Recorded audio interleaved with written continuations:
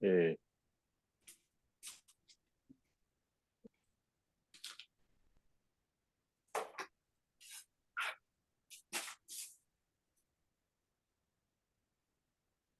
eh. So, thank you everyone for joining us again for the fall lectures. A lot of this may seem repetitive, but it's good to hear again.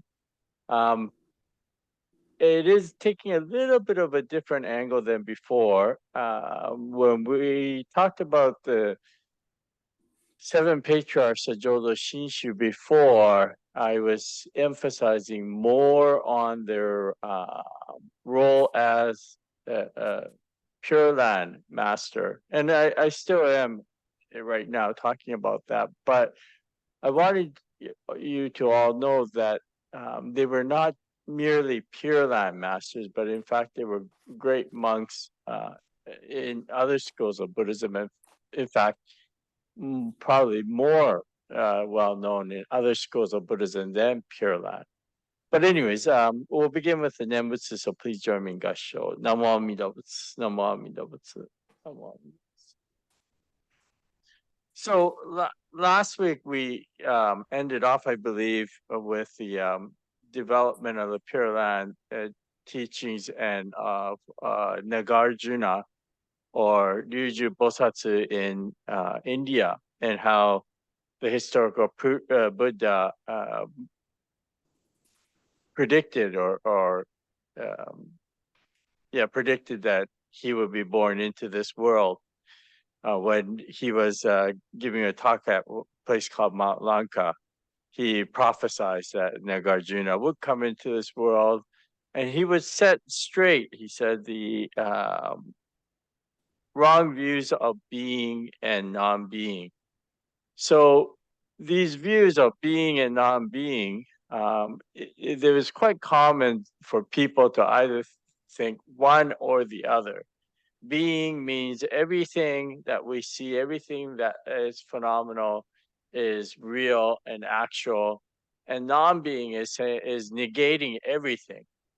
And he said, no, those are two extremes, and the truth lies in between. And a good example of this is often used in the Buddhist analogies of the wave and the water on the ocean, right? So the waves are phenomenal events that occur. They are there, but their true essence is the water of the ocean, right? That being said, you can't deny, like we can see the wave occurring. So the wave is also uh, real, but it's not something that is permanent. It's constantly changing. Okay. So what uh, Nagarjuna, the middle path, states is that the phenomenal events are sort of like this wave. We can see it as a temporal event. Uh, we could acknowledge it, but what is the true essence of it? And that true essence is what we call the Dharma, or in the case of the ocean, the water itself. So if you go below the surface of the waves, you can get to the true essence. So Nagarjuna was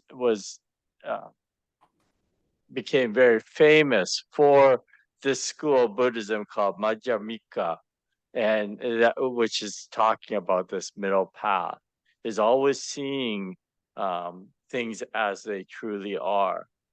And in seeing things as they truly are, he said that one could transcend the mundane.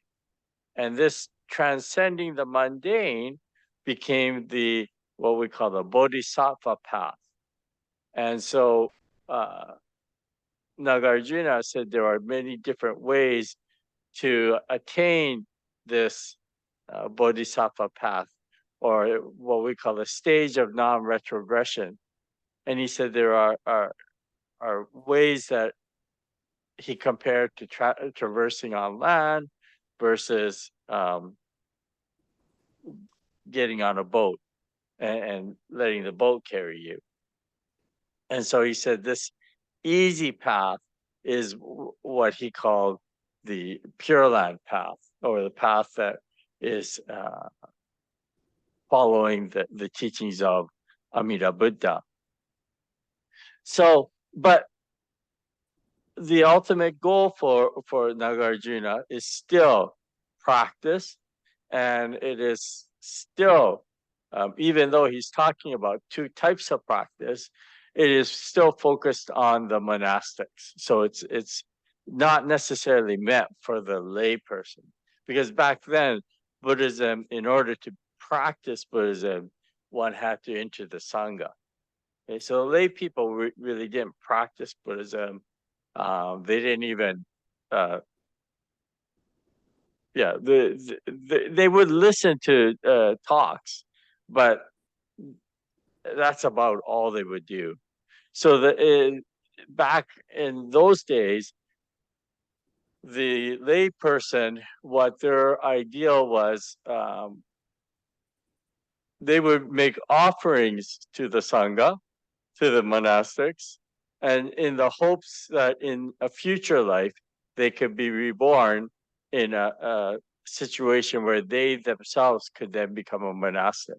So it's a very different way of approaching it. The lay people went about their own secular lives, and their only real contact with the Dharma, they might hear teachings here and there, but basically it's making these offerings.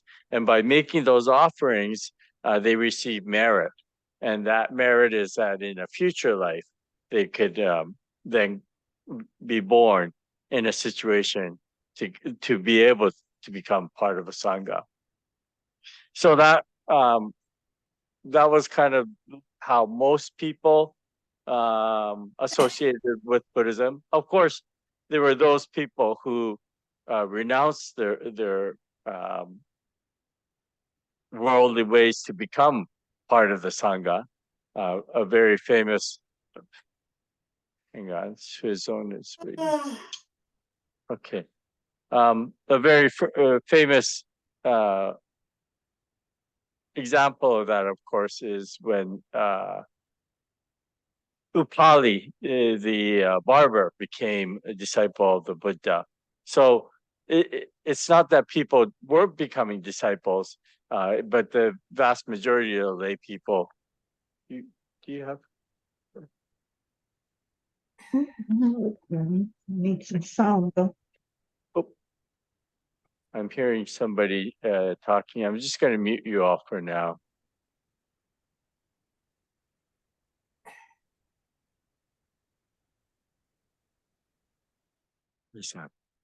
So that was Nagarjuna. He was the first of the what we call the seven patriarchs. But again, these delineation or designation of seven patriarchs, it came much later. Nagarjuna never came into the world saying, "I am one of the great Pure Land masters."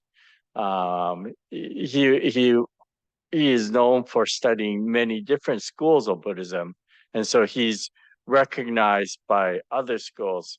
In fact, most of the schools in Japan have some background tie with Nagarjuna.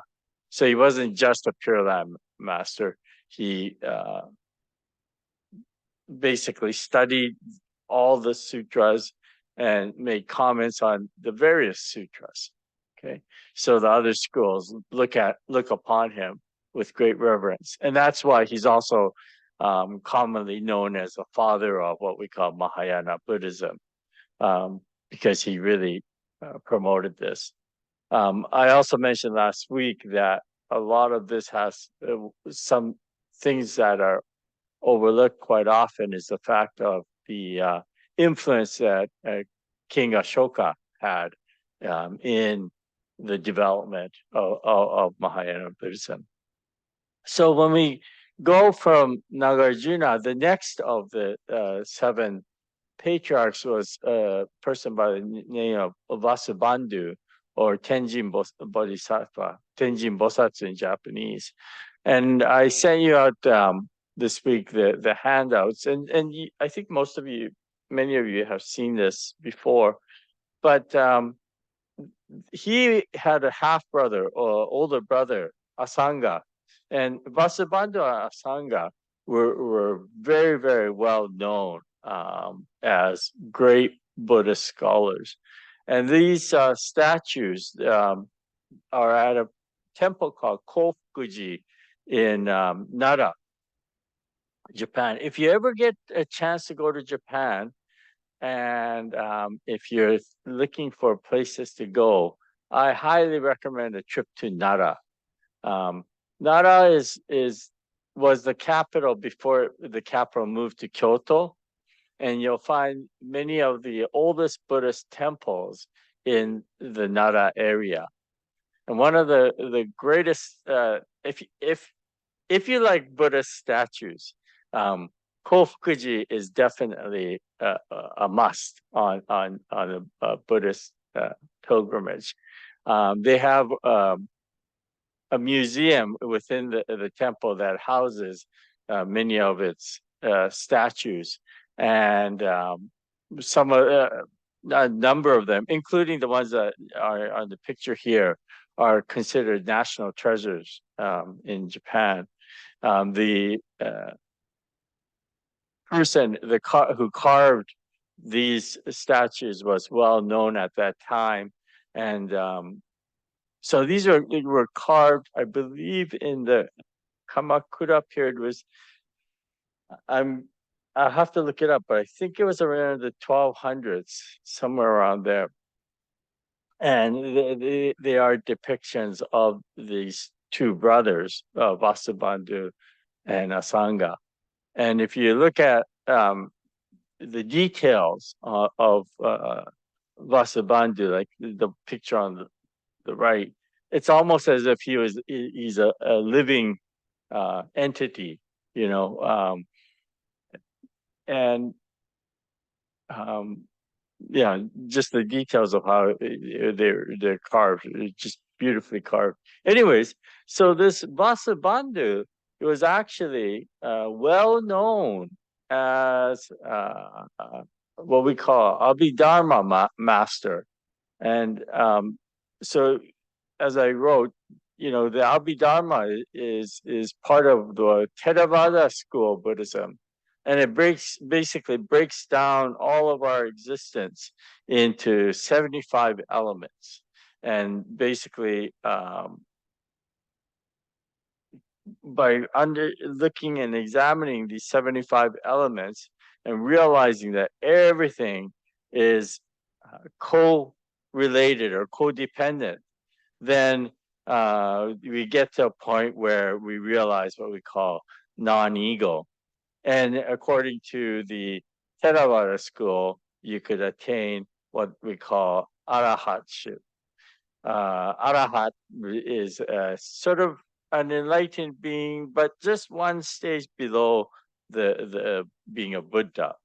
So you can do this through practice by examining how everything is interconnected, and that there is nothing that exists independently by itself.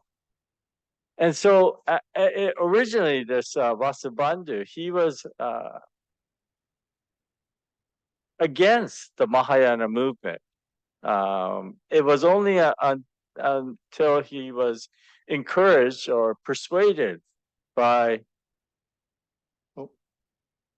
Junichi-san texted. What did you text, Junichi? Hokuendo of Kofukuji Temple is normally offer a public opening loan or 1 or 2 days a year. It is this season in mid-November. You can see statues of Tenjin Bosatsu. Yeah, it's not always. You're right. It's those two statues are not always open to the public, but they have had times when they are open to the public, and I have had the good fortune to go and see. So yeah, but but the museum at Kofukuji is open year round.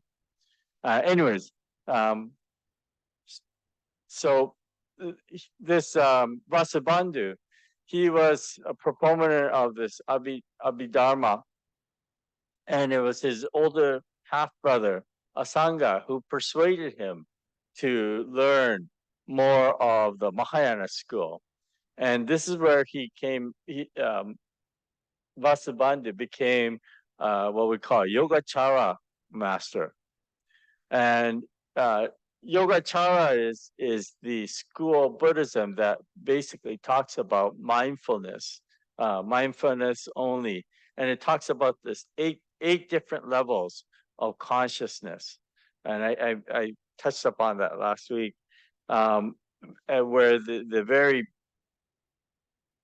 base level of consciousness is what we call the alaya or alaya storehouse consciousness. And I think it was Karen, or I can't remember who asked the question, but we were talking about that last week at the end, and how all experiences. Oh no, I'm sorry. This had to do with a book club that I was leading, so I don't think it was here. So there's a question about karma, and what is karma in Buddhism? So karma is our acts with volition. Okay, karma is acts with volition. Karma is neither good nor bad. You can have good outcomes from karma, and you can have negative outcomes from karma as well. Karma basically is action with volition. Action with volition. And karma can often be divided into three. There's two ways of dividing karma. One way of dividing karma is by realizing that there are three types of karma. One is the mind, mental. One is a speech, and one is bodily action. Okay, so those are general. And then also in the bigger category, there's the individualistic karma versus the group or larger karma. So these all interplay with one another. Now, where this alaya consciousness, the storehouse consciousness, comes in contact with karma, is that all of our experiences, whether it's a personal experience or whether it's a larger scale experience of humanity, let's say, all those experiences actually get recorded, or not recorded, but there's something that goes into this storehouse. And we can view those experiences as either positive, negative, or neutral. But all of those experiences go into this storehouse. And then down the road, new phenomenon or new events come about from this storehouse. So when we talk about karma, that's how karma works, is that all of our actions with volition go into this storehouse. So normally when we think about karma and we think about, retribution, so if you do good deeds, then something good will come down the road. And conversely, if you do something bad, then you'll have a negative result down the road.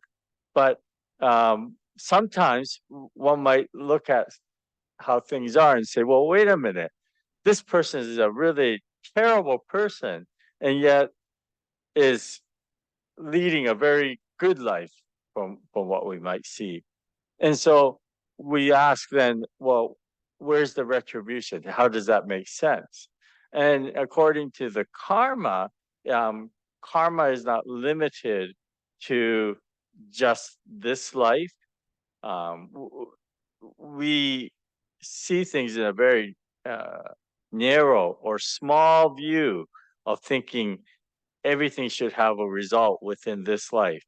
But karma, the results can appear many generations later. Okay, and we look at our Earth today. We see the greenhouse effects. We see the warming climate of things that have been done decades ago that are affecting us today.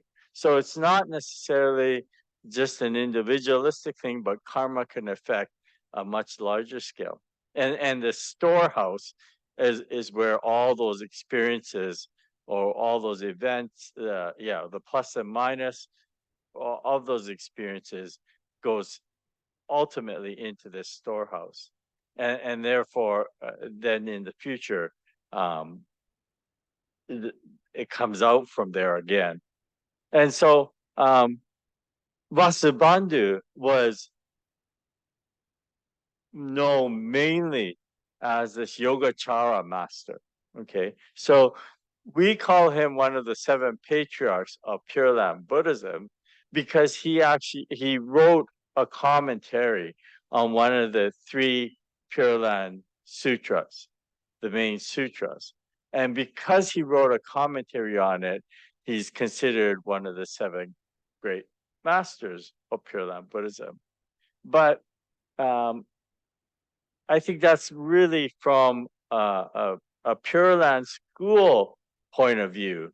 And in fact, from if you were asked Vasubandhu, if he was here today, he would probably say, "Yes, I'm a Pure Land master, but I'm also a Yogacara." Or he might even not call himself a master. He might say, "I'm a student of the Dharma."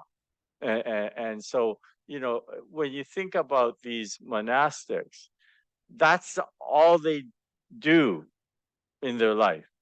Um, three, 24 hours, 365 a day. It is to study the Dharma, to learn the Dharma.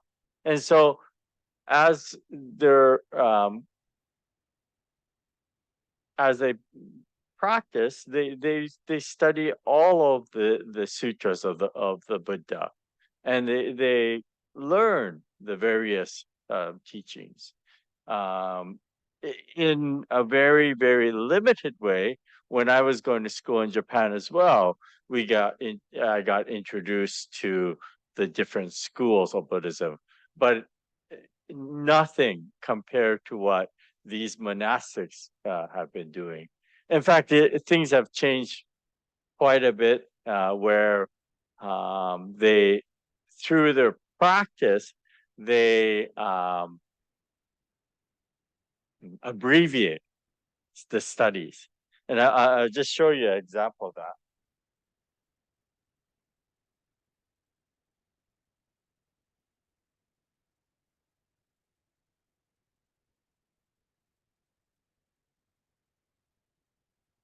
Can, let's see. Can you see this? Oh, can you see this? You can see that, right? So these are sutras, or this is the larger sutra written in the Chinese, okay? And the way that we traditionally, when we chant, we would have it on the table in front of us, and then they would just use a finger to go from, they would just, wait, you can't see that. Let me just, okay. So they would use a finger to flip the page, and they would just continue to read as they chant, okay? So that's a typical way of chanting these sutras. However, there's practices, and the Zen schools are very famous for this. Um, they all have these morning services or rituals, and one of the things that they'll do is they'll go like this.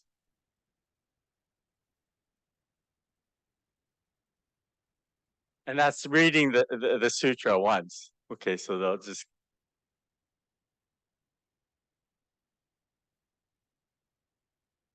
so it's become more ritualized than anything else. So they're not, they will then go and study those sutras at a different time, but during their morning services. That's one particular ritual. Okay, they do actually chant, but they don't chant all the sutras. Some of it they'll do, as I said, just flip it through like that, and that's symbolic of them having read the sutra. But anyway, so this great Yogacara master, Vasubandhu, did make a commentary, and in particular, he made a commentary on what we call the Contemplation Dhyana Sutra. Okay, and the it's called the Discourse on the Amitaya Sutras and Gata of Aspiration for Birth. In Japanese, Muryojukyo Ubadaisha Ganshoge. And it's called it's a very, very complicated scholastic piece. In fact, it was so scholastic that for a number of years, people really didn't understand the contents of it. And he's broken up into two sections. One is, the first part is a verse, and in this verse, he goes and praises various aspects of the Pure Land, including 17 adorned virtues of the Pure Land, 8 adorned virtues of Amida Buddha itself, and 4 adorned virtues of Bodhisattvas who dwell in the Pure Land, totaling a number 29 praises in total. And so he starts off with this verse, and at the very beginning of this verse, he actually incorporates a passage from Nagarjuna. Oh no, sorry, no, that's I'm jumping myself. Sorry. No, so there's a verse 29 praising of the Pure Land, and then the second part of it is like an explanation of the hymn or the verse that he sang. And in that explanation, Vasubandhu talks about the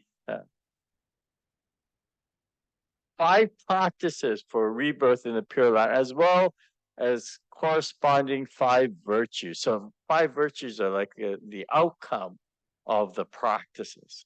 Okay, and so what he says about the practices, he says worship, praise, aspiration, visualization, and merit transference. Okay, so those are in Japanese. Raihai. Raihai is actually the bowing and worshiping. Okay, praise is like chanting, or that's considered praise. And then aspiration is the wish to be born into the Pure Land, or the desire to attain enlightenment. And visualization is, through the practice, one could get into a samadhi where you can visualize. And then finally, once you're able to do that, then you could transfer your merits to others.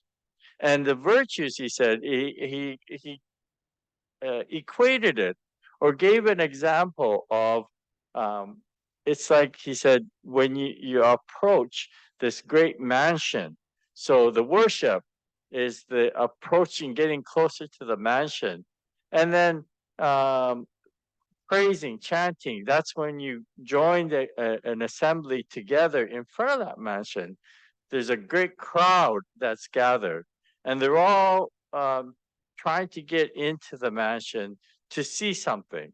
So the aspiration is like the individual actually entering into that mansion, and then visualization is when they get into that mansion in the inner hall, they actually see the treasure that they've come to see. And once they've seen that treasure, they realize the truth, and so then they can then leave that house again to share to those who have not encountered this before, what great treasures lie there. And that's the merit transference, sharing the merit. Okay, so as you can see from this, even though Vasubandhu commented on the Pure Land, and it was still very much a practice-driven commentary. In other words, how does one get enlightenment? How does one attain birth in the Pure Land? And what are the outcomes from that? Then you transfer the merit to those who are still in ignorance. So again, even though we call it, he's a Pure Land master, there is still a big difference between what he was saying and what we get to when we get to Shinran. Not maybe not big difference is not the best way to say it, but there is a difference in the nuance of things. So it's still very much practice and goal oriented, where ultimately our goal is to attain. Vasubandhu is trying to Vasubandhu is trying to figure out how to attain enlightenment through the Pure Land school of Buddhism.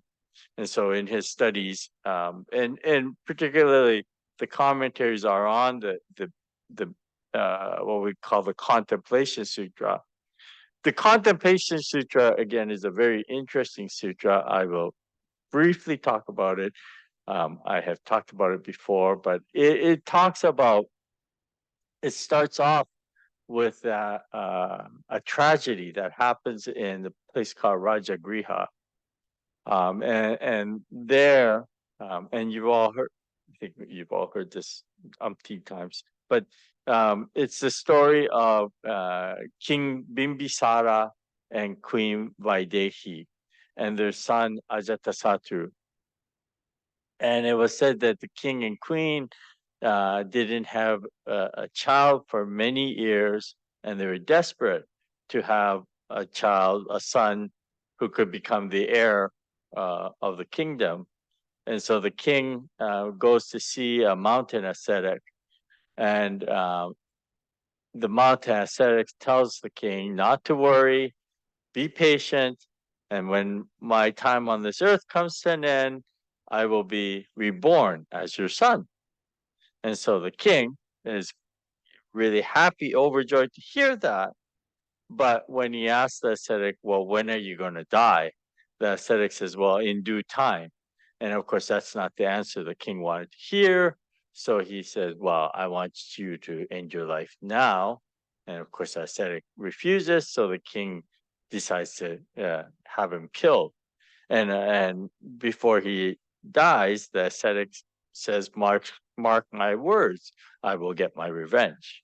So then after the ascetic is killed, lo and behold, Queen Vaidehi becomes pregnant and she's about to give birth. But as the pregnancy progresses, the king and queen become more and more fearful of the prophecy that the ascetic said, of getting revenge. So when the baby is born, of course, Queen Vaidehi has the infant, it gives birth on top of a tower, and they throw the baby off the tower, but miraculously the baby comes out unscathed, except for the one baby finger is disfigured from the fall. That's the only thing that's wrong.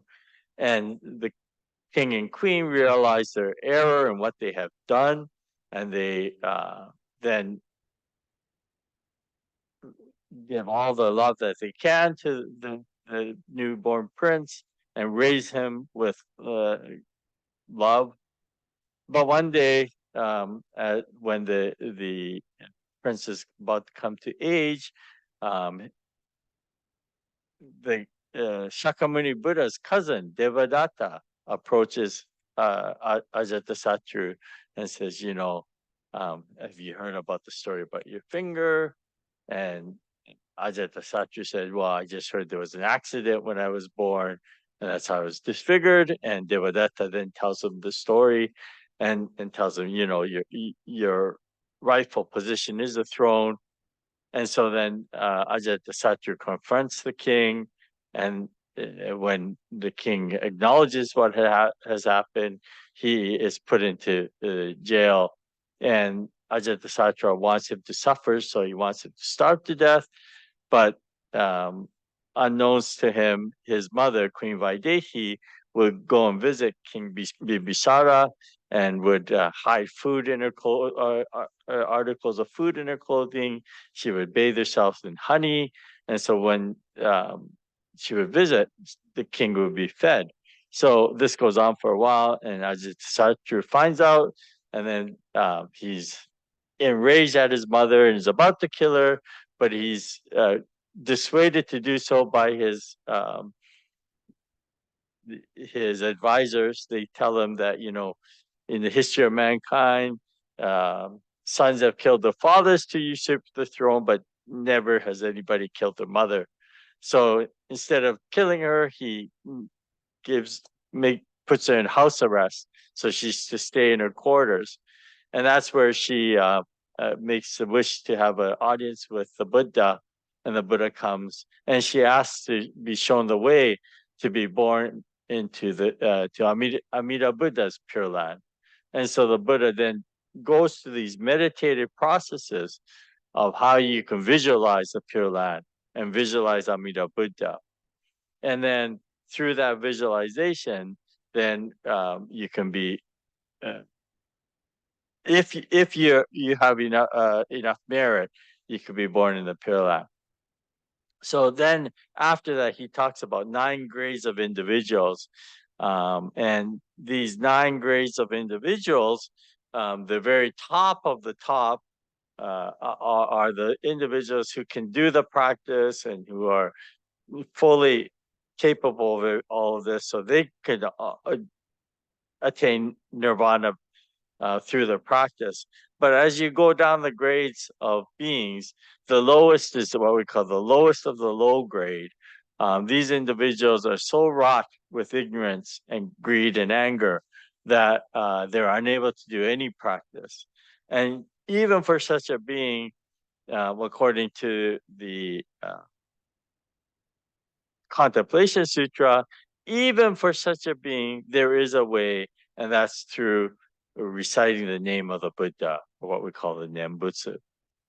So, as far as Vasubandhu is concerned, this was still a process in which how one could attain the enlightenment into the Pure Land, which ultimately leads to enlightenment. But it's a process. And Vasubandhu, the way he looked at it, still, it's much better to be of the highest of the high grade of beings as opposed to the lowest of the low grade. This all gets flipped around as we go through time with the development of Pure Land Buddhism, where in the end, when it comes to Shinran, he says, in fact, the ultimate goal of the wish of the Buddha is to reach those who are the lowest of the low grade. Okay. But I'll get to that. That's when we get into the Tanisho that we'll get into that much more. But anyways, with Vasubandhu, these were through this verse. He's talking about the Contemplation Sutra, and so like the 5 gates or the 5 practices all have to do with how one reads the sutras and how one can attain aspiration, etc. And so, but it was a very complicated scholastic piece, and it wasn't until the next of the 7 patriarchs, or he's given credit largely for really deciphering Vasubandhu's writing, and this is Donnan Daishi or Tanwan, and so again, like Nagarjuna and Vasubandhu, Tanwan was known to be a master of other schools, and he is actually quite well known as a Taoist master, and he had done a lot of studies on Taoism as well, and it was said that he became very ill at one point, and so he wanted to spread the teachings um, to the next generations. But in order to do that, he had a great desire to have a long life, because without that long life, of course, he wouldn't be able to share the wonderful teachings of the Buddha. So because of his illness, he started really studying a lot of Taoism, and um, trying to find ways through Taoist medicine to uh, prolong his lifespan. And so it was upon one of his journeys that he encounters um, this Buddhist monk by the name of Bodai Rishi. And Bodai Rishi was known to be one of the monks who introduced Buddhism into China from India. So he was a great translator. And there's a conversation that occurs between Bodai Rishi and Tan Wan, where they're sort of sharing their notes, if you will, of their teachings. And Tan Wan talks about how his teaching, the Taoist teaching, talks about longevity and how one could gain longevity. And according to the writings, it said that Bodai Rishi spits on the ground and sort of tells him, "Is that all it could do?" And then he talks to him about the Pure Land Sutras, and how it can give you eternity, if you will. And so from there on, it said that Tan Wan becomes um, a great follower of the Pure Land. And he is the one that then um, makes commentaries on what Vasubandhu had written. And um, through his commentaries, though, what Tan Yuan did was he actually bridged the two masters before him, Nagarjuna and Vasubandhu, and brought their teachings together. So in his commentary on Vasubandhu's writings, the very first thing that Tan Yuan does is that he brings in a quote of Nagarjuna, stating that again that there are two paths to get to that stage of non-retrogression: the difficult path and the easy path. And he gives reasons why the easy path is the way that we should go at this time. And he says, first of all, that non-Buddhist ways of doing what seems to be good are variants with the bodhisattva practice. They're superficial and pretentious good is a hindrance to bodhisattva ways. The Hinayanistic pursuit of self-benefit obstruct bodhisattva acts of great compassion. And he explains about three others that are listed in your past the pages that I sent you. So basically, he explains why the what we call the path of the sages, or the difficult path, is probably not appropriate for this time. And he actually makes a comparison of burning wood, that if the wood is still green, that you won't be able to burn it that well. And what he says by this is that basically things have to age, and things have to be you have to write the appropriate teaching for the time. And he actually inquires about things that even today are often asked about. And one example of that is when we talk about, as I was going back before, um, being born into the Pure Land, or Vasubandhu making a commentary that, he takes refuge in Amida Buddha and wishes to be born in the Pure Land. And so he asked, well, if there is no such thing as a self, then who or what is taking refuge in the teachings, right? And then he explains those. So when a person has a wrong view of permanent spirit, they tend to think of I as being this permanent being.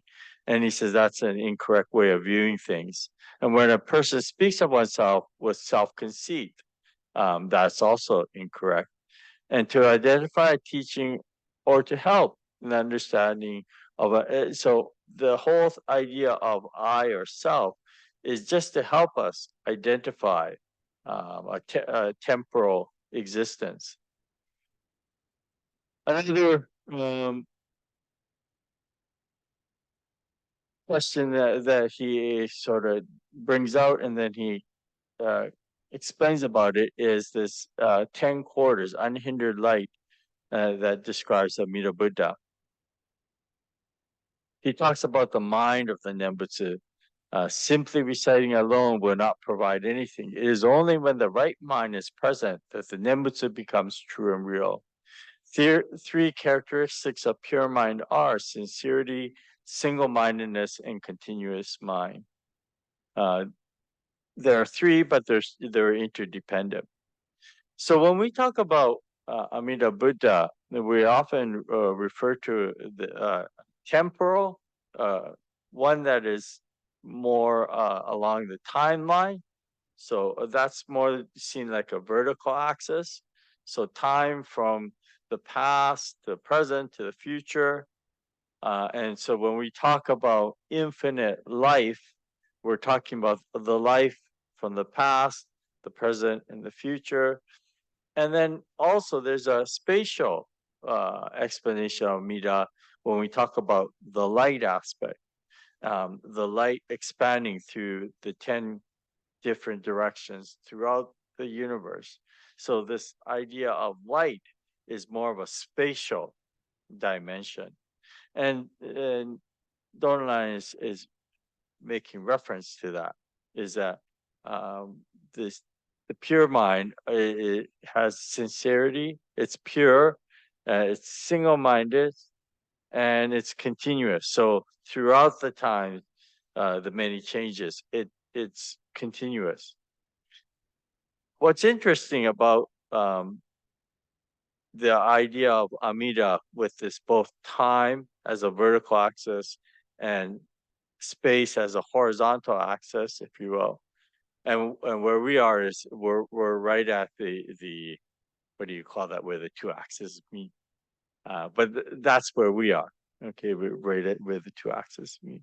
But when we think about Buddhism in general, and I was reading again the Thich Nhat Hanh's book, and in there he talks about the three jewels of Buddhism. And we talk about the jewels as being three seals, sorry, three Dharma seals. And the one Dharma seal is how all phenomenal things are constantly in change, in a flux, constantly changing. And then he also talks about the second Dharma seal is that all beings, there is no such thing as an independent self, that everything is interconnected, right? And the third Dharma seal is, of course, that there is a state of equanimity or peace, which we call nirvana. But in this way, in Thich Nhat Hanh's book, he says this first Dharma seal, that all things are constantly changing, nothing remains static. He says that's the vertical axis, so that's more the timeline. Everything is constantly changing. Okay.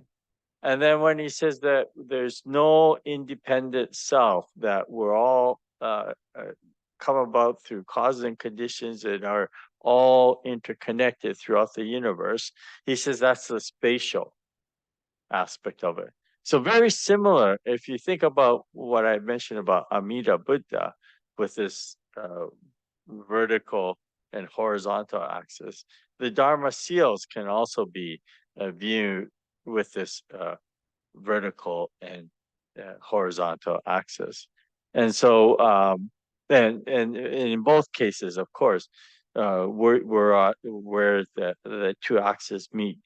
And so for us, that's our reality, is that point where the two axes of time and space meet.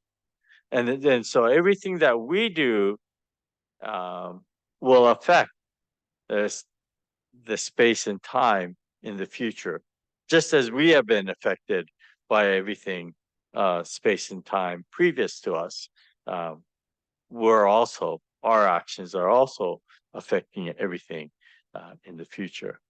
But so this Tan Wan was the person who basically took Vasubandhu's commentaries, and he made comments on them, um, talking about uh, how for this particular time that the Pure Land path is the best path um, in comparison to all the other schools. And so then we get into the next two, and I'm going to stop here because my voice is getting a little hoarse now. But again, these great monks, all of them, were not just Pure Land monks, but they were also the of many other schools of Buddhism as well. So the categorizing them as the great Pure Land masters was a posthumous thing that it was done. So none of these monks ever said, "Oh, I'm a." You see, like myself, I say I'm a Shin Buddhist priest or minister. Okay, but back then they were Shin Buddhists, they were Zen Buddhists, they were Ken. Buddhism was just Buddhism, and they've just basically studied all the different writings of the historical Buddha. To be fair, they didn't have as many how can I say it, distractions as we have today, right? Uh, we have our music, we have our TV, we have our sports, we have all the things that can distract us. Um, and for them back then, um, the sutras, or being able to read the sutras, was their form of both entertainment as well as livelihood. It wasn't like, right? I wouldn't even say livelihood. It was their life, basically, from morning to evening. They were devoted to studying the Buddha Dharma. In some ways, it's an easy way of living, and why I say that is, when we go through our ordination, we have to do a period of practice within one of the Honganji temples. And it's a very strict monastic period. It's very short in comparison to other schools. Nonetheless, there's a period that we have to live in a monastic setting. And it's very interesting because, for the first while, because we're not used to it, it's very, very taxing. It's very, very exhausting. Basically, you wake up at the crack of dawn. You start off by doing some cleaning of the place, and then you have little time to wash up, and then you have your meal. And even eating the meals is a practice. So you're not chit chatting. You don't talk while you eat. You eat in silence, right? And then after you finish eating, then you go to the I can't remember. So no, actually, morning service comes before the meal. Sorry. So there's the morning service, and then you have this meal, and then you go to classes where you study, and then you have a afternoon or a lunch. Just before lunch is another service. You have lunch, and then more studies, and then the late afternoon service, and then there's some more cleaning to do, and then you have dinner, and then you have you have some time to bathe, and then after that you review your notes or your studies in the evening, and then you go to sleep, and then you start up in the morning, and it's the same ritual, going throughout the day. So what happens is during this period, um, for the first while, it's very taxing. It's exhausting, very trying. But there comes a certain point where you end up reaching this plateau, and all of a sudden, you're um, you're going through these daily schedules, but it becomes much easier because you don't have to think about what you're going to do next. Everything is laid out for you. So, in a sense, you can get into this uh, groove, if you will, and where uh, it becomes actually I won't say easy because it's never easy, but much more uh, accessible. And I think so. These monks who live on these temples, who that's all they do throughout their life. Some of them have very specific chores or activities that they have to do, but that is their life.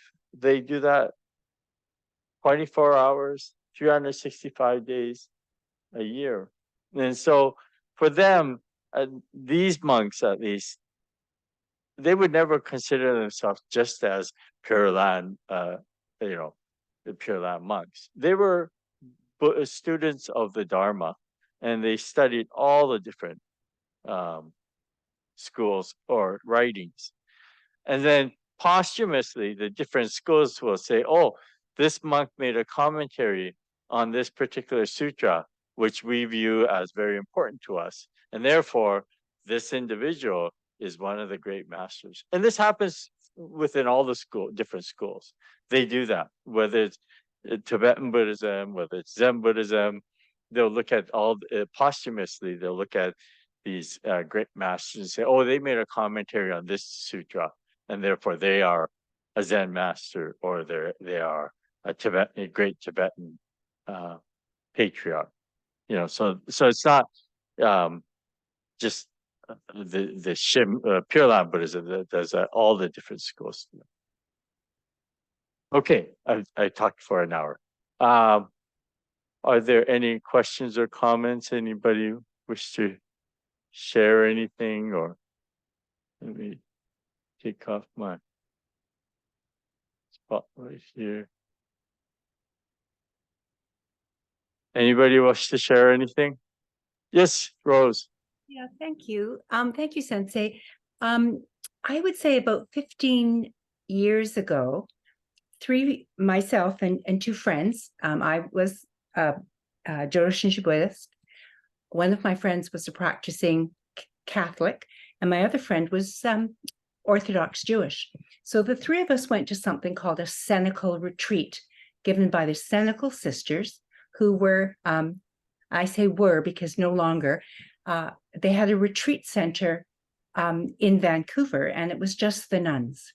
And it was an opportunity, my Catholic friend said, for us to go and be together, but be just to be in a setting of, we were finding our jobs very, I'm going to say stressful, but busy, our lives with our children, et cetera, et cetera. And so we went, and it was 3 days. Meals were completely quiet. We had, tasks to do, but most of the tasks were to enjoy the surroundings and the peace that the Cenacle sisters, with much practice, had done.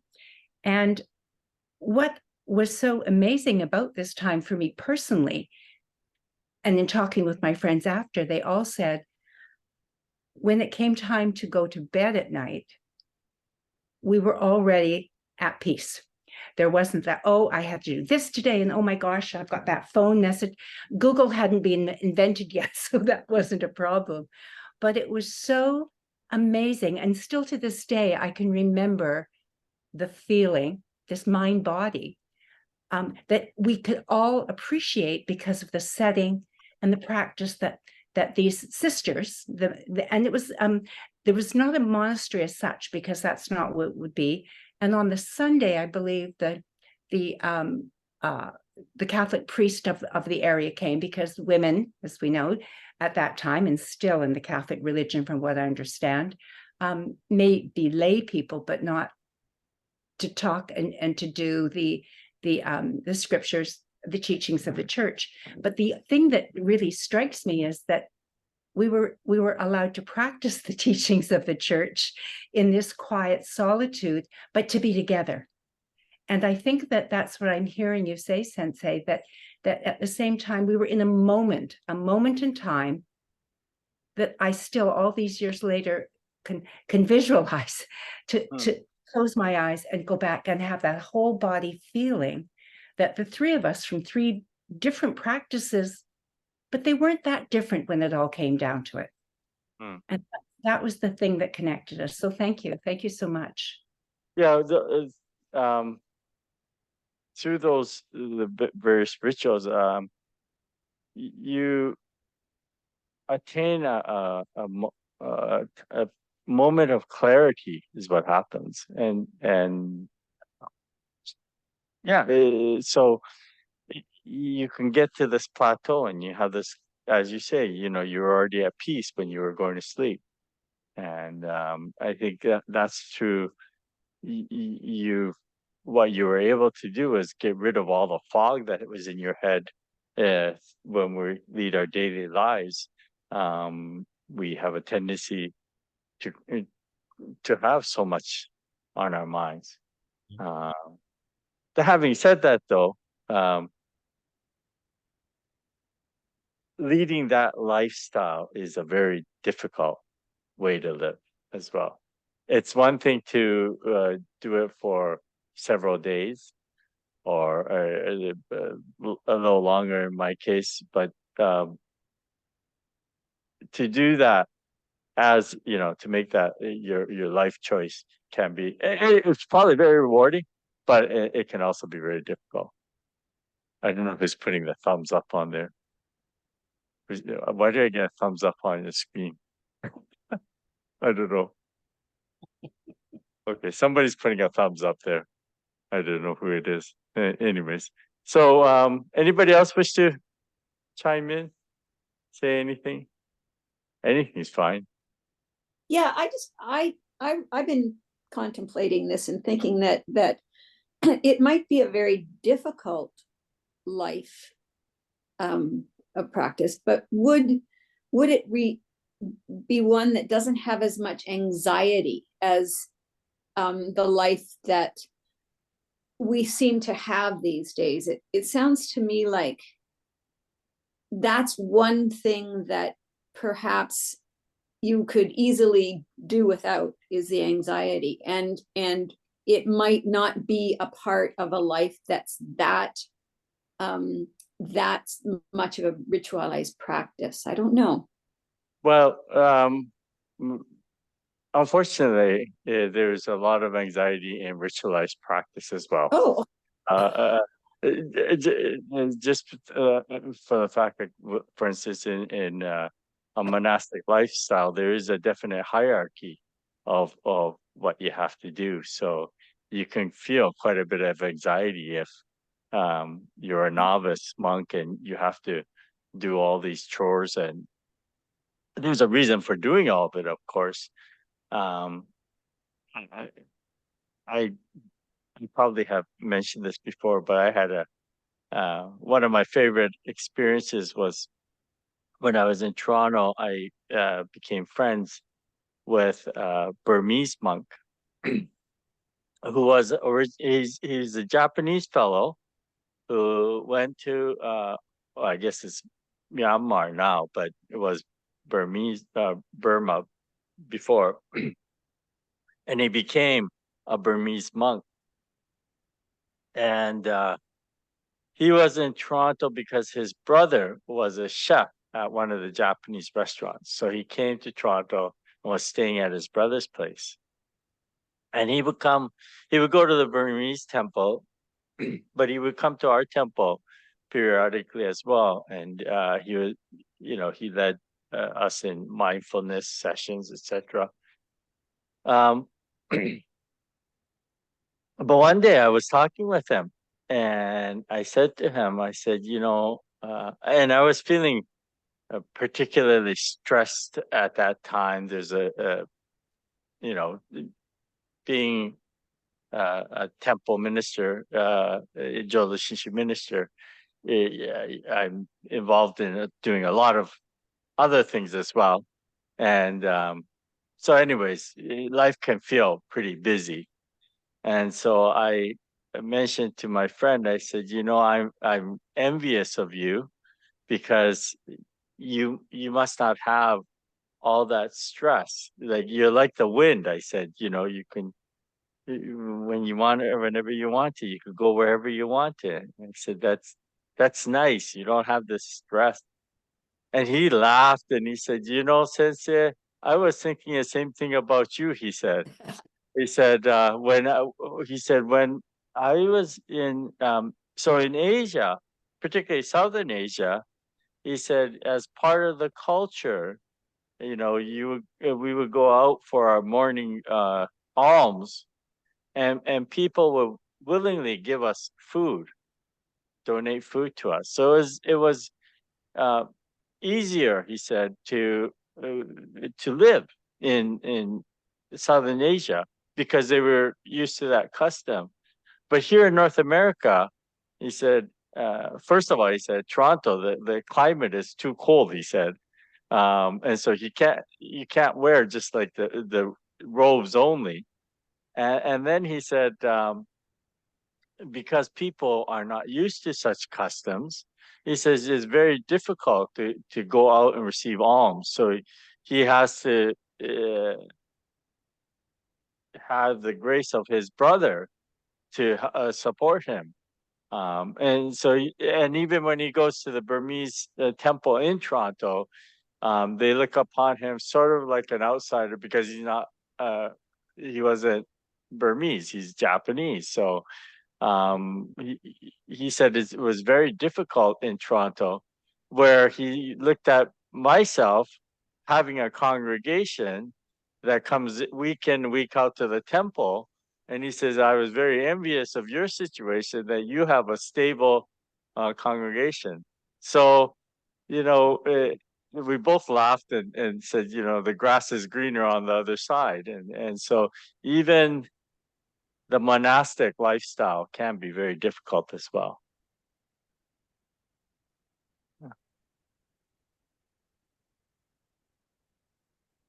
Anybody else wish to comment or question, or